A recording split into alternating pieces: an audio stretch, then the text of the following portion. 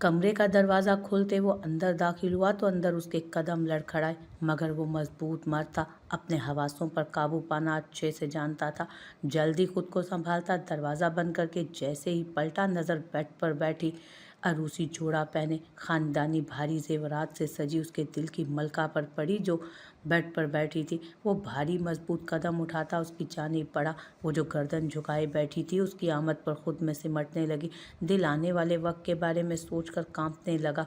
उसके साथ ही जगह बनाते बेड पर बिल्कुल उसके करीब बैठता, चेहरा उसके नज़दीक ले गया। अपने इसने पास उसे बैठे देखकर उसकी मलका की हथेलियां पसीने से नम हुई थी, और फिर जब वो चेहरा करीब लाया तो उसका एक नाकाबिले फहम बदबू उसके नथनों से टकराई, मगर उसने ये सोचकर सर झटक दिया कि कहीं बाहर से आ रही होगी। सर झुकाए बैठी अपनी मलका का चेहरा उसने ठोड़ी के नीचे 2 उंगलियां रखकर ऊपर उठाया।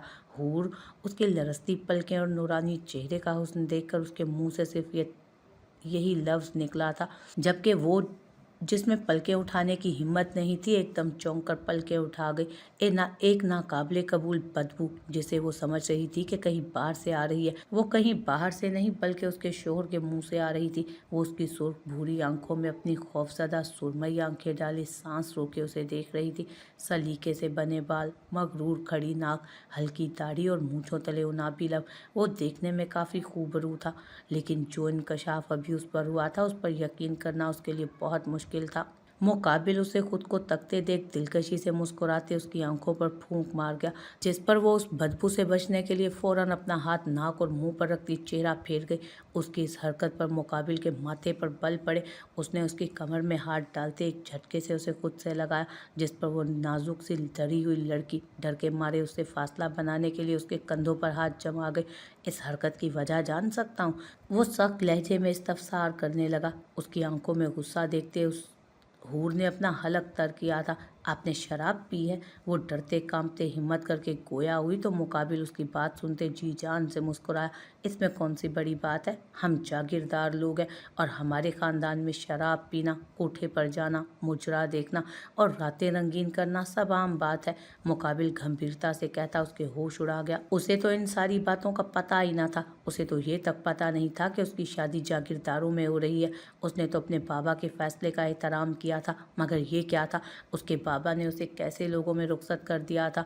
उसने तो अल्लाह से हमेशा एक नेक हम सफ़र की दुआ की थी, मगर जो हम सफ़र उसको मिला था वो तो शादी की पहली रात ही उसके पास हराम मशरूब पी कर आया था। और अब जो बातें उसने कही थी वो सुनते उसने अपने कानों से धुआं निकलता महसूस किया था। तुम फिक्र मत करो, तुम्हारा शोहर इन सारे कामों में से सिर्फ शराब पीता है, बाकी औरतों में मुझे कोई दिलचस्पी नहीं। तुम पहली लड़की हो जिसे मैंने अपने दिल की मलका बनाया, वरना मैं लड़कियों से 100 कदम दूर रहना पसंद करता हूँ। उसकी आंखों में बेयकीनी देखते मुकाबिल नरमी से कहता उसके चेहरे पर झुकने लगा, जिसके बायस उसकी गिरफ्त कमज़ोर हुई। जब उसने अपना पूरा जोर लगाते उसे खुद से दूर धकेला। वो उस हमले के लिए तैयार न था, इसलिए धक्का देने पर पीछे बेड पर जा गिरा। उसके गिरते वो जल्दी से बेड से उतर खड़ी हुई।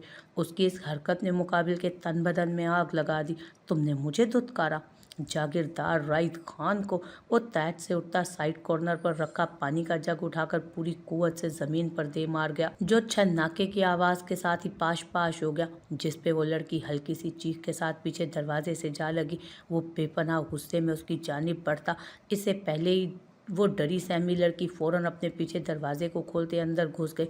वो स्टडी रूम था जो काफ़ी खूबसूरत था, लेकिन अभी उसे उसकी खूबसूरती कहाँ दिखाई दे रही थी। अभी तो वो अपनी किस्मत पर रो रही थी। फ़ौरन बाहर आओ, वरना मैं तुम्हारा वो हशर करूँगा जो तुम सारी ज़िंदगी याद रखोगे। वो ज़ोर से दरवाजे पर हाथ मारते गुर्राया तो वो दरवाजे के साथ लगी ज़मीन पर बैठी लड़की एकदम उसका दिल उछलकर हलक में आया था उसके। वो नशे में था और वो उसे हराम शय पीकर अपने करीब नहीं आने दे सकती थी, इसलिए वो खुद को वहीं कमरे में बंद किए बैठी रोती रही, जबकि बाहर उस मगरूर अनापरस्त जागीरदार ने एक लड़की को खुद से दूर करने पर गुस्से से पागल होते पूरा कमरा तहस नहस कर दिया था। वो बिजनेस की दुनिया का एक चमकता हुआ नाम था। लड़कियां जिसकी कुर्बत पाने के लिए तड़पती थीं, उसकी तवज्जो अपनी तरफ दिलाने के लिए जो नई नई चालें चलती थी, उसे आज एक छोटी सी लड़की जो उसकी बीवी भी थी उसने खुद से दूर किया, जो उसकी अना बर्दाश्त नहीं कर पा रही थी। हर सू रंग बिरंगी लाइटें जल रही थी, जिसमें लड़के और लड़कियां एक दूसरे की बाहों में बाहें डाले थरकते हुए नजर आ रहे थे, जिसे वो काफ़ी नागवारियत से हाथ हाथ में शराब का गिलास पकड़े बैठा देख रहा था।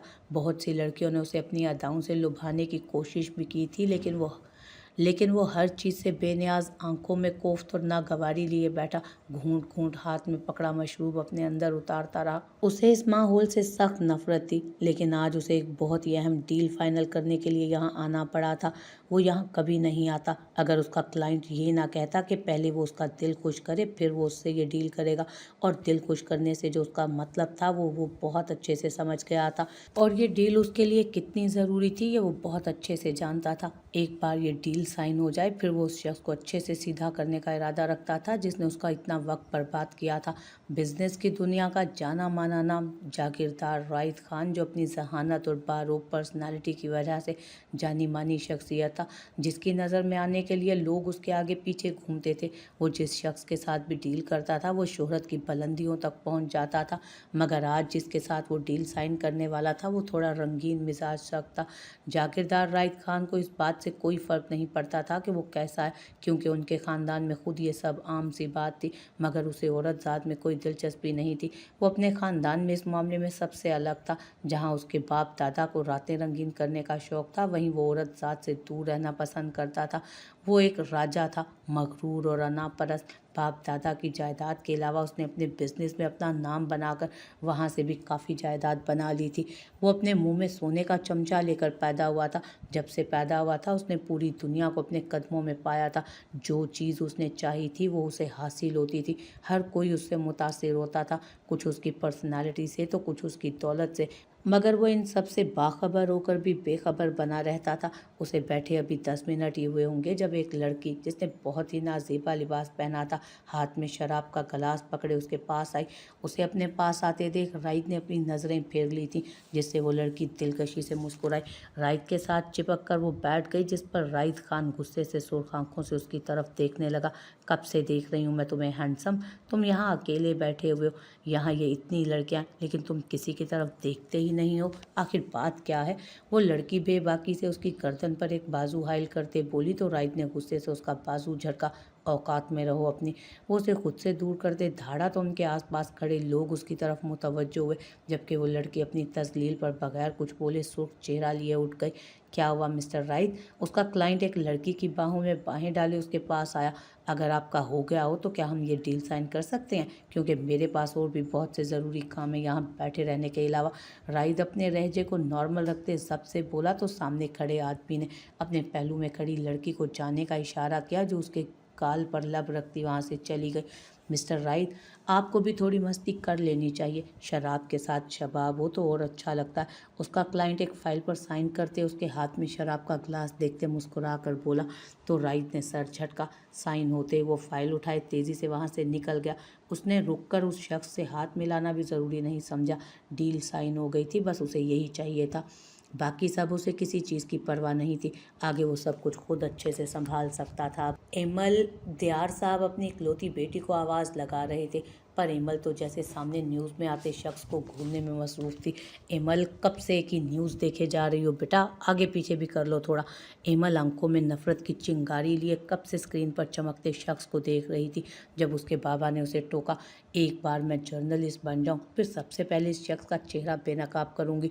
वो स्क्रीन में नज़र आते खुश शक्ल हैंडसम से नए उभरते सियासतदान को देखती एक आज़म से बोली थी, बेटा ये बड़े लोग हैं, छोटे मोटे सहाफ़ी इनका कुछ नहीं बिगाड़ सकते। दियार खान ने सामने टेबल पर रखा अखबार उठाया था। मैं जानती हूँ बाबा, इस मुल्क में आवाज़ उठाने वालों को उन जैसे लोग हमेशा ही खामोश करवा देते हैं, लेकिन मैं जागीरदार जसलान खान जैसे लोगों से नहीं डरती। एक दिन आएगा जब मैं इसकी हकीकत पूरी दुनिया के सामने लेकर आऊँगी। जिस तरह ये लोगों की हमदर्दियाँ हासिल कर रहा है ना, उनकी मदद करके। जो लोग इस जैसे सियासतदानों को सपोर्ट करते हैं वो नहीं जानते कि ये एक वहशी दरिंदा कितनी लड़कियों की ज़िंदगियाँ बर्बाद कर चुका है। ये लोग समझते ही नहीं हैं। ایمل غصے اور افسوس سے بولی تو دیار صاحب نے اپنی بیٹی کو دیکھا جس کے چہرے پر سامنے اسکرین میں نظر آتے شخص کے لیے جتنی نفرت تھی وہ شاید ہی اس کا اندازہ لگا سکتے۔ چھوڑو بیٹا، بس آپ اپنی پڑھائی پر توجہ دو، پیپرز ہونے میں بس کچھ ہی ماہ باقی ہیں، باقی ان سب کا حساب کرنے والا اللہ ہے نا، دیار خان نے بہت پیار سے کہا تو ایمل نے مسکراتی نظروں سے انہیں دیکھا۔ اللہ تو ہر وقت ہمارے ساتھ ہے، مگر ظلم کے خلاف آواز بھی اٹھانی پڑتی ہے، ایمل مسکرا کر کہتی اٹھ کر اپنے کمرے کی جانب چل دی۔ پیچھے دیار صاحب تعصب سے اسکرین کو دیکھتے رہ گئے۔ جیسا میں نے کہا ہے سارا کام ویسے ہی ہونا چاہیے، کوئی گڑبڑ نہیں ہونی چاہیے، اگر کوئی گڑبڑ ہوئی تو یاد رکھنا تمہاری موت تمہارا انتظار کر رہی ہے۔ وہ سنجیدگی سے اپنے سامنے موجود لوگوں سے بولا تو سب نے حلق تر کرتے ہاں میں سر ہلایا۔ اس وقت وہ سب اس کے فارم ہاؤس میں بیٹھے میٹنگ کر رہے تھے، یا یہ کہا جائے تو بہتر ہوگا کہ وہ لوگ الیکشن میں جیتنے کے لیے نئی نئی چالیں بن رہے تھے۔ مگر سر اس وقت تو اس کے خاص آدمی نے کچھ کہنا چاہا، جب اس نے اپنا ہاتھ کھڑا کرتے اسے آگے کچھ بھی کہنے سے روکا۔ یہ میرا مسئلہ نہیں ہے، مجھے بس وقت پر کام چاہیے، الیکشن سر پر ہیں سر، اور مخالف پارٹی ہماری ایک غلطی کی منتظر ہے اور میں نہیں چاہتا کہ انہیں کوئی بھی موقع ملے، اس لیے جو کچھ کرنا ہے جلدی کرنا ہوگا، اور اگر ضرورت پڑی تو مخالف پارٹی پر حملہ بھی کروا دینا، کیونکہ آج کل لوگ یہ سمجھتے ہیں کہ جس پر حملہ ہوا ہے اس نے خود ہی جان بوجھ کر کروایا تاکہ لوگوں کی ہمدردیاں حاصل کر سکے۔ اس نے اپنے شاطر دماغ سے کام لیتے ہوئے کہا، ایسے ہی تو سیاست میں نہیں آیا تھا وہ، اس کا دماغ اتنا ہی تیز تھا، اسے کیا چیز فائدہ پہنچا سکتی ہے وہ سب سے پہلے یہی جانتا تھا۔ وہ اپنے آدمیوں سے بات کر رہا تھا جب اس کا فون بجا۔ اس نے اسکرین پر چمکتا نام دیکھا جس پر ناز لکھا آ رہا تھا۔ ناز انتہائی خوبصورت تھی، اس کی خوبصورتی کا دیوانہ ہوتے غزلان خان اسے اپنا دل بہلانے کے لیے استعمال کرتا تھا، مگر یہ دیوانگی بھی بس چند دن کی ہوتی تھی۔ ادھر اسے کوئی اور شکار نظر آیا، ادھر اس نے پہلے والے شکار کو اچھے سے استعمال کر کے ٹیشو پیپر کی طرح پھینک دیا۔ وہ پوری طرح اپنے باپ دادا پر گیا تھا، وہ لڑکیاں ایسے بدلتا تھا جیسے کپڑے بدلتا ہو۔ اس کا ایک اصول تھا، وہ کبھی کسی لڑکی کے ساتھ زبردستی نہیں کرتا تھا، اس نے کبھی کسی لڑکی کے ساتھ زبردستی نہیں کی، کیونکہ وہ جانتا تھا کہ دولت کے لالچ میں لڑکیاں خود ہی اس کے پاس آتی تھیں اور وہ خود ان کا اچھے سے استعمال کر کے دل بہلاتا تھا۔ اسے غرور تھا کہ کوئی لڑکی اسے ٹھکرا نہیں سکتی، اور ہوا بھی یہی تھا، آج تک اسے کسی لڑکی نے نہیں ٹھکرایا تھا۔ فون بج بج کر بند ہو چکا تھا جب اسکرین پر ایک میسج موصول ہوا۔ وہ اس کے پاپا کا میسج تھا جو اسے فوراً حویلی بلا رہے تھے۔ تم لوگ سارا کام دیکھ لینا، مجھے ابھی نکلنا ہوگا۔ وہ ٹیبل پر رکھی اپنی گاڑی کی چابیاں اٹھاتے اٹھ گیا تو اس کے ساتھ ہی سارے آدمی بھی ایک ساتھ اٹھ کھڑے ہوئے۔ جواد، ایک غلطی بھی نہیں ہونی چاہیے، وہ اپنے خاص آدمی جواد کو انگلی اٹھا کر وارن کرتا ہوا باہر نکل گیا۔ اس کی گاڑی کے ساتھ ہی اس کے گارڈز کی گاڑیاں بھی اس کے ساتھ ہی نکلی تھیں۔ وہ گاؤں جانے والے راستے پر گامزن تھا جب اسے ایک لڑکی سڑک کے کنارے کھڑی نظر آئی۔ اس لڑکی نے بلیک جینز کے ساتھ وائٹ کرتی پہنی تھی، دوپٹہ ایک کندھے سے بے نیاز جھول رہا تھا، اسی کندھے پر اس نے ایک بیگ بھی ڈال رکھا تھا۔ آنکھوں پر سن گلاسز لگائے اس لڑکی کی سنہری رنگت کافی چمک رہی تھی۔ اس لڑکی کو دیکھتے ہی جزلان خان کا دل مچلنے لگا، اس لڑکی کی چاہ کرنے لگا، اور ایک بار اس کا دل جس کی چاہ کرتا تھا اسے جاگیردار جزلان خان کسی بھی قیمت پر حاصل کر کے رہتا ہے۔ اس نے اپنی گاڑی اس لڑکی کے سامنے روکی تو وہ لڑکی ڈر کر 2 قدم پیچھے ہوئی، مگر پھر اندر بیٹھے شخص کو دیکھتے اس کی آنکھیں حیرت سے بڑی ہوئی۔ جزلان خان، یہ کیا آپ ہیں؟ میں کوئی خواب دیکھ رہی ہوں کیا؟ اس لڑکی کے چہرے پر بے یقینی دیکھتے جزلان گاڑی کا شیشہ نیچے کرتے دھیرے سے مسکرایا۔ اس کی مسکراہٹ دیکھتے وہ لڑکی تو جیسے اپنا دل ہی دے بیٹھی تھی اسے۔ آپ کہیں جا رہی ہیں محترمہ؟ اس نے شیریں لہجے میں استفسار کیا۔ جی، شہر جا رہی تھی، یہاں گاؤں کسی کام سے آئی تھی، پر راستے میں ہی میری بس خراب ہو گئی، آگے سے پیدل چلتی آ رہی تھی کہ ایک دم آپ آ گئے۔ وہ لڑکی ہاتھ نچا نچا کر بولی، جبکہ جزلان خان اس کا باریک بینی سے جائزہ لینے میں مصروف تھا۔ آپ کو میرے گارڈز آپ کے گھر تک بحفاظت چھوڑ آئیں گے، لڑکی کو کہتے ساتھ اس نے ہاتھ باہر نکال کر پیچھے گاڑی میں بیٹھے گارڈز کو اپنی طرف آنے کا اشارہ کیا، جس پر اس کے گارڈ فوری طور پر اس کے سامنے حاضر ہوئے۔ بہت بہت شکریہ آپ کا، اگر آپ نہ ہوتے تو نہ جانے مجھے اور کتنی دیر یہاں کھڑے رہنا پڑتا۔ وہ لڑکی تو جیسے خوش ہو گئی تھی۔ آپ اپنا نمبر مجھے دے دیں تاکہ گھر پہنچنے کے بعد میں پوچھ سکوں کہ میرے گارڈز نے آپ کو بحفاظت پہنچا دیا یا نہیں۔ جزلان خان نے مسکراہٹ کے ساتھ کہا تو اس لڑکی نے جلدی سے اپنا نمبر لکھوایا اسے۔ آخر لکھواتی بھی کیوں نہ، اتنا امیر کبیر ہینڈسم جس پر لاکھوں لڑکیاں مرتی تھیں، آج وہ خود اس سے اس کا نمبر مانگ رہا تھا، یہ تو اس کے لیے کسی خواب سے کم نہ تھا۔ वैसे आप जितना अच्छा टीवी पर दिखते हैं ना, उससे कहीं ज़्यादा अच्छे हैं आप। उस लड़की की बात सुनते जुज़लान को अपना काम आसान होता नज़र आ रहा था। आपका नाम? उसने आईब्रो उचकाए। Mahvish. Thank you miss Mahvish, अब मैं चलता हूँ, मेरे गार्ड्स आपको घर तक छोड़ देंगे। एक पुरस्कार मुस्कुराहट के साथ उसने गाड़ी का शीशा ऊपर चढ़ाया और जन से गाड़ी आगे भगा